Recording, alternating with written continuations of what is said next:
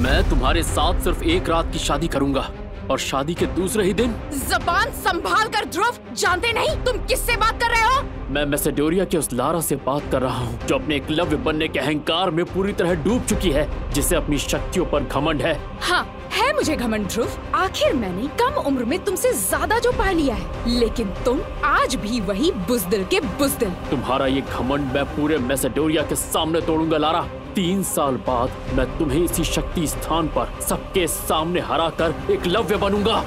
आज भरे दरबार में शौर्य दल के होने वाले लीडर ध्रुव का भरी सभा में उसकी मंगेतर लारा ने अपमान किया, क्योंकि आज भी ध्रुव 9वें सितारे की शक्ति पाने में असफल था और इसीलिए लारा ने ध्रुव से रिश्ता तोड़ने की बात की। लारा, अगर तुम ऐसा करोगी तो सारे मैसेडोरिया में हमारी इज्जत उछाली जाएगी। राजा अरेंद्र, भूलिए मत, आपके इस कमजोर बेटे ध्रुव में कमजोरी और हार का कारण भी आप खुद हैं, और इसकी माँ के साथ जो हुआ उसके जिम्मेदार भी आप ही हैं। जैसे ही लारा ने ध्रुव की माँ का नाम भरी सभा में उछाला, गुस्से में आए ध्रुव ने अपने हाथों में अग्नि की ज्वाला प्रकट कर लारा पर वार किया। पर लारा ध्रुव से इतनी ताकतवर थी कि उसने बड़ी आसानी से ध्रुव के हमले को असफल कर दिया। बेचारा, इसे अब भी समझ नहीं आया कि ये लारा का मुकाबला नहीं कर सकता। लगता है इसके साथ भी वही होगा जो इसकी माँ के साथ हुआ था। एक रात की शादी, वो भी तुझ जैसे कमजोर लड़के के साथ। ये तुम्हारा सपना सपना ही रहेगा। और एक बात ध्यान से सुनना, तुम कमजोर ध्रुव हो। तुम्हारा आज का मुकाबला इतना आसान नहीं होगा। तुम्हें खुद को साबित करने के लिए मुंह से आग निकालने वाले भयानक नाग से लड़ना होगा। 1000 किलो के आग के गोले को हवा में दूर फेंकना है, फिर 10 सिर वाले हाथी को जमीन पर रौंदना है। और तुम्हारी कमजोरी को सारा मैसेडोरिया जानता है। तो जाओ, जाकर पहले ये मुकाबला जीत लेना और फिर एक रात की शादी का सपना देखना। और कहीं हार गए तो मैं तुम्हारे साथ वो करूँगी जो देख तुम्हारी रूह कांप जाएगी। दरबार में हो रहे अपमान से खफा होकर वो वहाँ से चला गया, पर जाते जाते उसने लारा को 3 साल बाद मुकाबले की चुनौती दे डाली।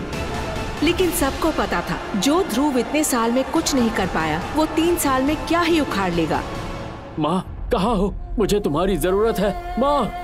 ध्रुव मैसेडोरिया की उस शमशान में खड़ा था जहां उसकी मां को दफनाया गया था। उस शमशान में बिना इजाजत जाना खतरे से खाली नहीं था। मैसेडोरिया के लोगों का कहना था कि वहां काले भूतों का निवास था, पर ध्रुव आज खुद को रोक नहीं पाया। माँ, क्यों? माँ, मुझे जन्म देते ही मार क्यों नहीं दिया? अगर मेरी किस्मत में हार ही लिखी है तो जीकर क्या फायदा? मैं मर जाना चाहता हूँ माँ, मर जाना चाहता हूँ। ध्रुव के साथ ही उसके पिता और शौर्य दल का सम्मान जुड़ा था, इसीलिए उसके लिए एकलव्य बनना उसकी जान से भी ज्यादा कीमती था। माँ, कुछ तो बोलो माँ। ध्रुव रोते हुए अपनी माँ को पुकार रहा था और अचानक उसके हाथ की अंगूठी का रंग बदलने लगा। ये ध्रुव की माँ की आखिरी निशानी थी। देखते ही देखते शमशान का माहौल भी बदलने लगा। बिजलियों ने अपना रौद्र रूप धारण कर लिया और अचानक ध्रुव की माँ की कब्र से धुआं निकलने लगा। इतना ही नहीं, आसपास की कब्रों से हंसने की आवाजें आ रही थी। ये सब देखकर ध्रुव की धड़कनें तेज हो गई। उसका ध्यान अपनी अंगूठी पर गया और जैसे ही ध्रुव ने अंगूठी को छुआ, वैसे ही शमशान में बने बरगद के पेड़ पर एक आत्मा हवा में उड़ती हुई दिखी। वो आत्मा एक बूढ़े इंसान की थी। लाल नीली आंखें, लंबे बाल, सफेद कफन जैसे कपड़े। ध्रुव सामने का नजारा देखकर बुरी तरह डर गया।